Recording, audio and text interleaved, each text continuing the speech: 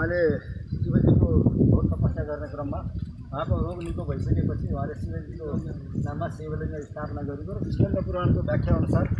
यो हिन्दू परम्पराहरूमा शिवजीको शिवलिङ्ग स्थापना गरिएको यो पहिलो भन्ने कुरा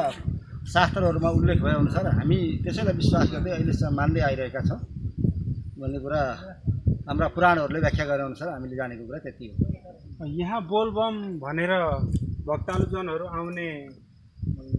पहिलेदेखि सुरुवात सिमेन्टको बनाएको होला यो बोलबमको यात्रा त त्यति छैन लामो पवित्र महिना श्रावणमा उत्तरवाहिनी गङ्गा महेश्वरी गङ्गाको जल लिएर सोमेश्वरगढीमा अवस्थित पुरानो आध्यात्मिक युगको ज्योतिर्लिङ्ग शिवलिङ्गमा जल अर्पण गर्नको लागि हरेक सोमबार श्रद्धालु भक्तजनहरू सोमेश्वरगढीमा आएर यो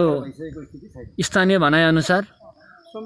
आजभन्दा हजारौँ वर्ष पुरानो नेपालमा अहिलेसम्म धार्मिक मान्यतामा आएअनुसारको सबैभन्दा पुरानो शिवलिङ्गमा भक्तजनहरूको राम्रो भिड लाग्ने गरेको छ। तपाईँहरूलाई पनि यदि सोमबारमा श्रावणको सोमबारमा शिवलिङ्गमा जल अर्पण गरेर तपाईँहरूले धर्म गर्न चाहनुहुन्छ भने चितवन माडी स्थित सोमेश्वरगढीमा रहेको यस ज्योतिर्लिङ्ग शिवलिङ्गमा आएर दर्शन गर्न सक्नुहुनेछ।